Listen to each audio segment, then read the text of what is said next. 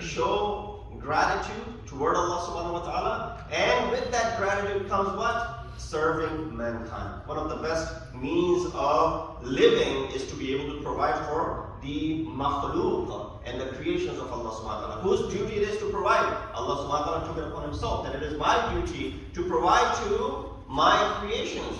The creatures that you don't even see, which are buried in the depth of the sea, where no human has ever gone, is still, with all the advancement in technology, is still there exist animals, there exist creatures which Allah subhanahu wa ta'ala is providing for. Who's providing for them? Are you and I doing that? No. He says, therefore, it is one of the best means to attain closeness and proximity to Allah subhanahu wa ta'ala. He says, Allah gives special power even to average individuals to abstain from things which are normally allowed for them. At one point, something is haram for you. And so right away you abhor it and you refrain from it. For example, drinking alcohol is forbidden, so you abhor it, you stay away from it. Eating pork is haram, so you abhor it, you stay away from it. All of these things, if the abhorrent nature of these things was established in our minds, we will start avoiding those things. Unfortunately, the abhorrence of backbiting and lying and slandering has not kicked into our minds yet.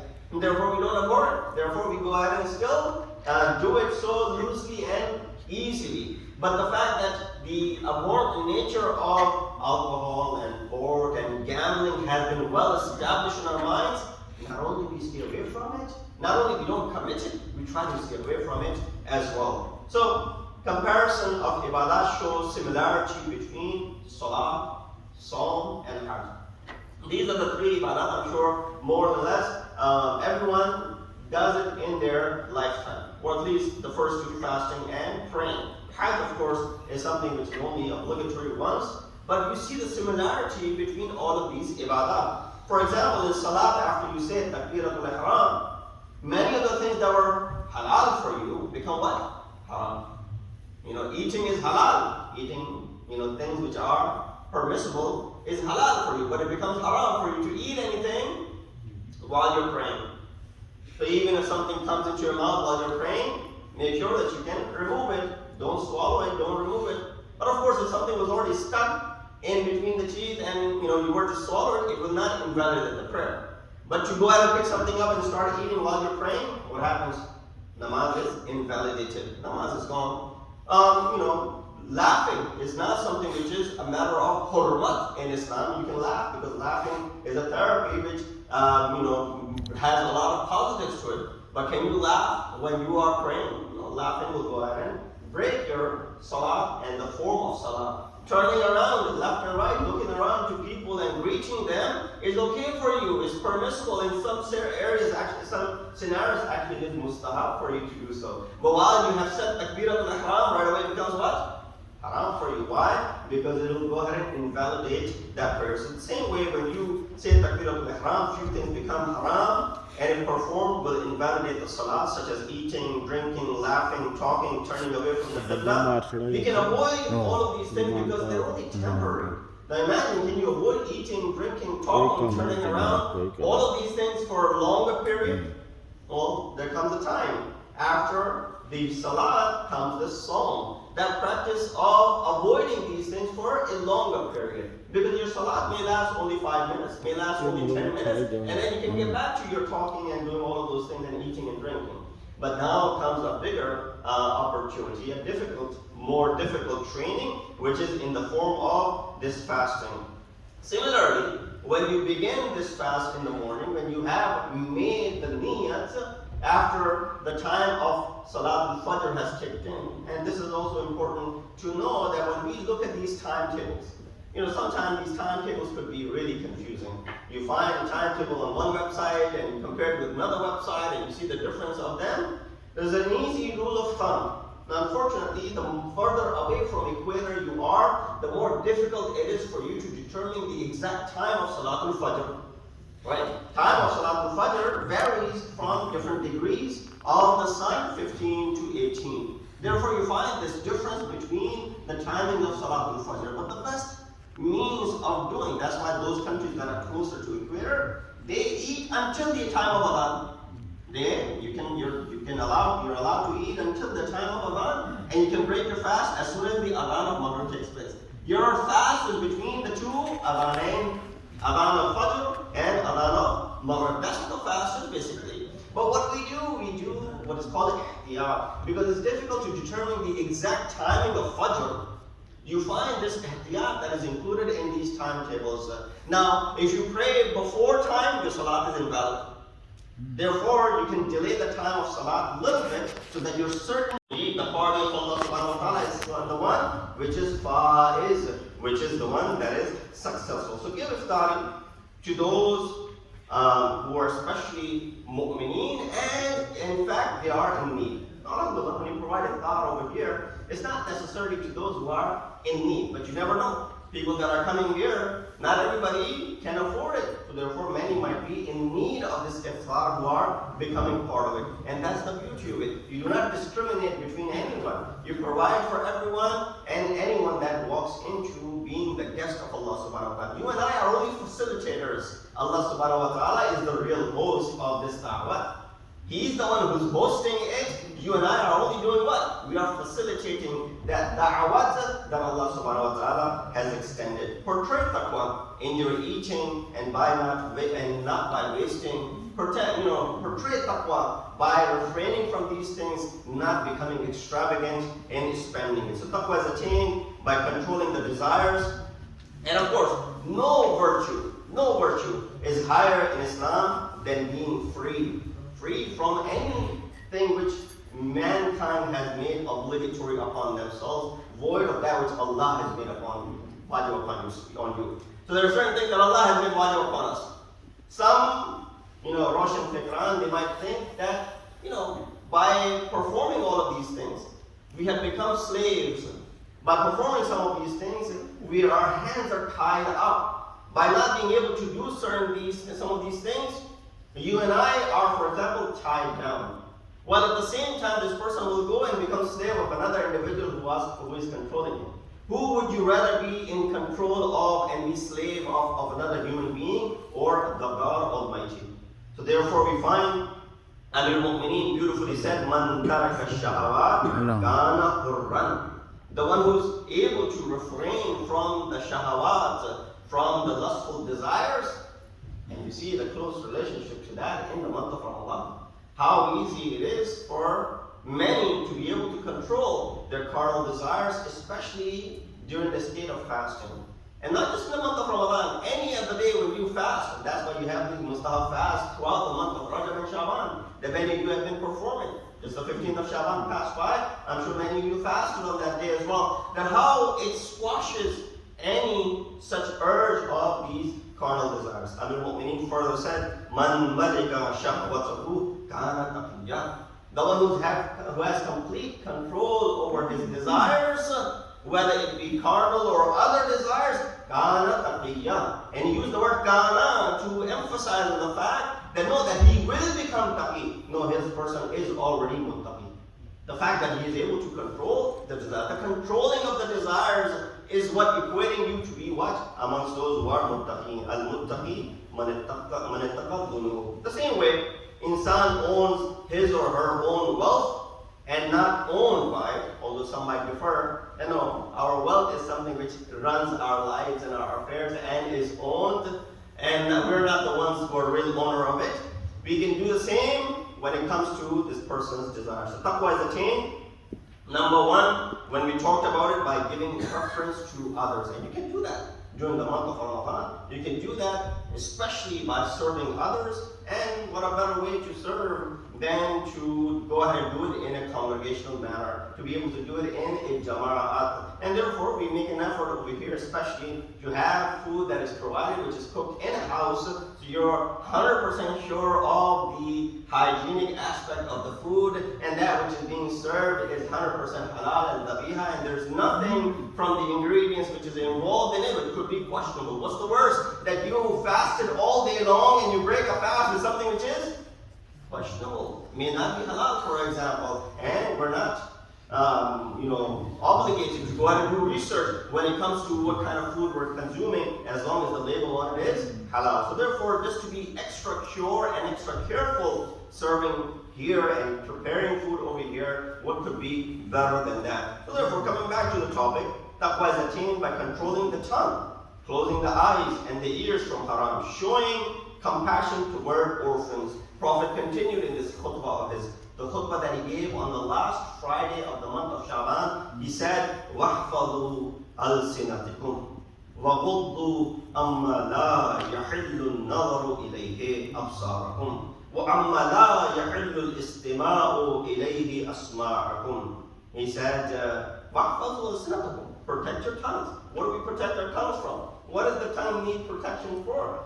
If it wasn't enough that Allah subhanahu wa ta'ala provided 32 or 28 or however many teeth you have, guards in front of this tongue of ours. They serve as guards. There's this double, barrier in front of the tongue. You got these lips. أَلَمْ نَجْعَلْ لَهُ عَيْنَيْنِ وَلِسَانًا وَشَفَتَيْنِ. You have these two lips which serve as a guard, and then you have these teeth which are sharp. They serve as a guard for the tongue. Because the tongue is really fortified and guarded, well guarded by the teeth and by your lips.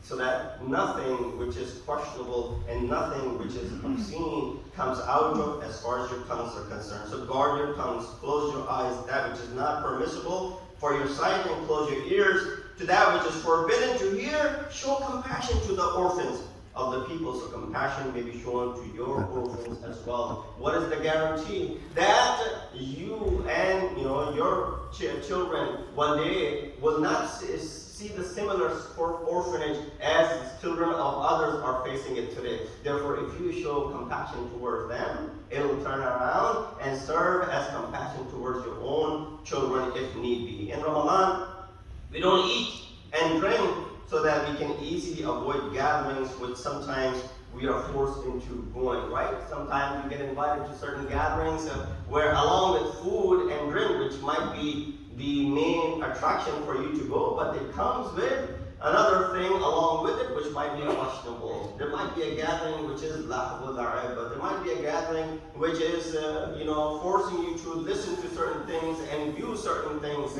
How subtly this fast protects you from all of that. You can easily make the excuse by saying, I'm fasting today, and therefore I cannot eat. And when I cannot eat, please excuse me from attending such gatherings. So one can avoid gatherings of entertainment during Ramadan, respecting it. They can do it as well afterwards. So this is something which again serves as a training period for you. Take it as a training period for you, and don't forget about all of this training once you graduate. Do you ever see a person who goes through schools and colleges and universities and graduates that which they have learned, they finally get to put it to practice once they walk into the practical life.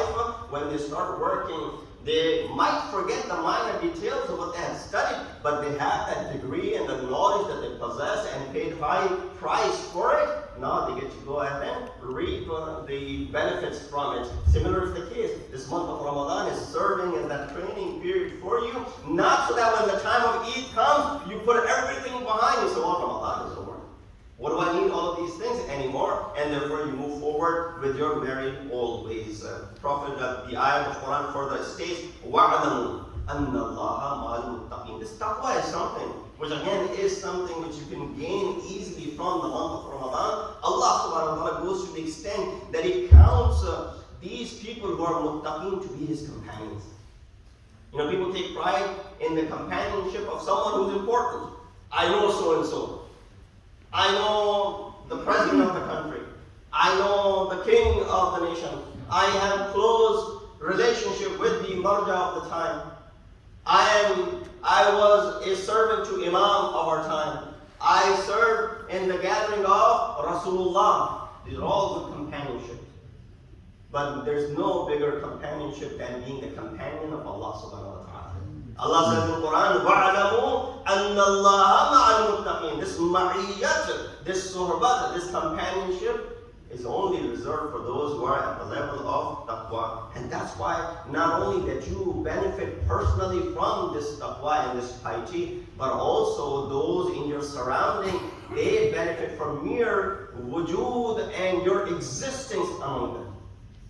The Quran says, وَلَوْ أَنَّ أَهْلَ الْقُرَىٰ آمَنُوا وَاتَّقُوا لَفَتَحْنَا عَلَيْهِمْ بَرَكَاتٍ مِّنَ السَّمَاءِ وَالْأَرْضِ.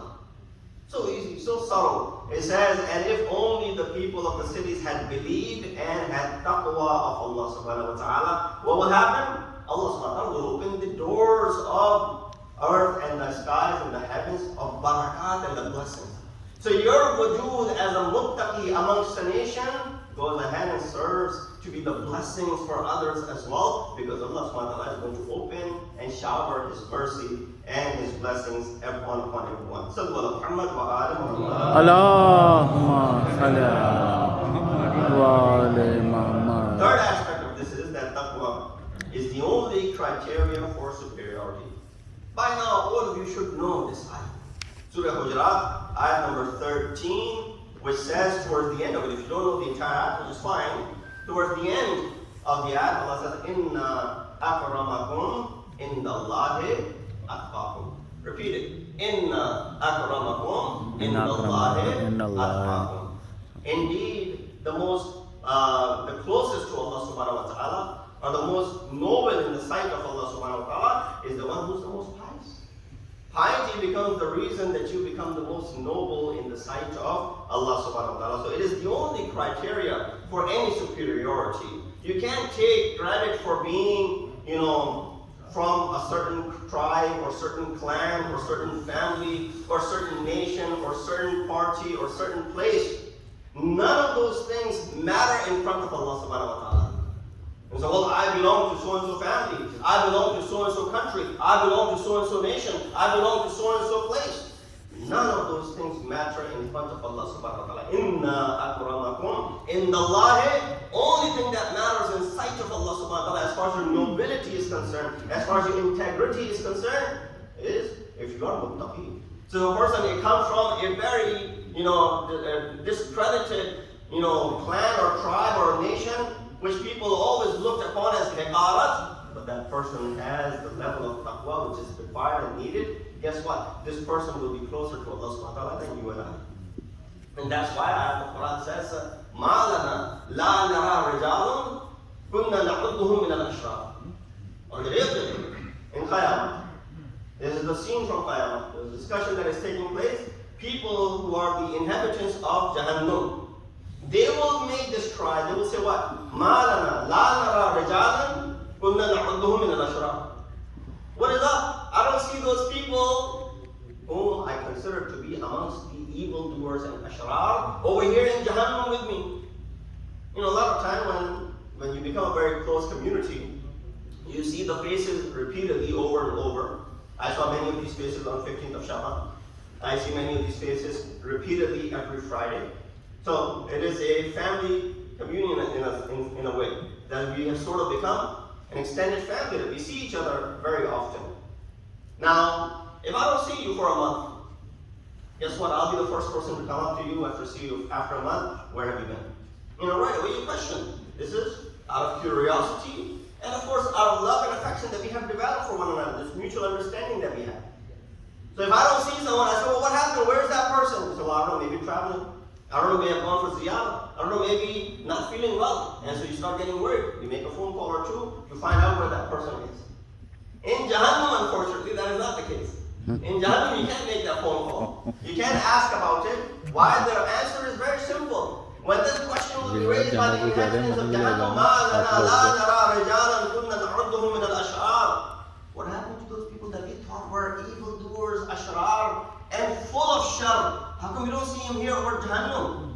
So the answer is clear. You thought they were ashrar. You thought they were evildoers. You thought they were bad in the world. They are actually resting in the paradise while you're stuck over here. So this is where you don't start judging someone. You don't. Why? The matter is only in the hands of Allah subhanahu wa ta'ala, and the criteria is set by Him, which is to be muttaqi and parhezgar. Sallallahu Muhammad wa alihi. And lastly, taqwa is the best of provisions. I recite this towards the end of our discussion as well. In the khutbah, we mentioned that as well. But we find that on numerous occasions in Quran, Allah subhanahu wa ta'ala considers taqwa to be the best profession. It says, وَتَزَوَّدُوا فَإِنَّ خَيْرَ الزَّادِ التَّقْوَى. Every journey requires permission to travel. When you take even the smallest of the journey, you want to make sure that your Tesla is charged and has enough mileage to get to the other destination. You put enough gas in it so that you don't run out of it when you arrive at that place. And along with it, you might need certain other things on the way as well. That's not all you need, the charge and the gas. You need other things to have this journey be prosperous, to have this journey which does not run into any hurdles. Any journey that you undertake, whether small or big. You're driving cross country, you're traveling to another place, you're going for a ziyarah, you're going for a vacation, you're going back home. All of these requires, preparation. You don't just get up one day and go, unless of course it's an emergency, then you go up, get up last minute and then you leave. But traveling has become that easy. But any type of travel, if you know ahead of time, you prepare for it. So you're ready for all the challenges that are in front of you. So there's one journey that every single one of us must undertake. It's not a certain thing that all of us will be able to go for ziyarah. Hopefully we all get to do the ziyarah, inshallah. It's not a certainty that all of us will get to do hajj. It's not a certainty that all of us can afford to go for certain types of vacation. It's not a certainty that we can undertake any other worldly journey. But there is certainty about one type of journey, which is inevitable that every single one of us must undertake. And that journey is from this world to the hereafter. That journey is from this temporary abode to that eternal abode. That journey requires maut in between. So but that journey, which is the most inevitable journey, which is the most important journey, which is definitely going to happen, what happens? Right away we look at when we understand that journey is something which requires extra attention, and the journey requires us to be prepared as well. And that is to go ahead and have the taqwa of Allah subhanahu wa ta'ala. I don't know if these thoughts are correct or I have taken too much of your time. Sallu ala Muhammad wa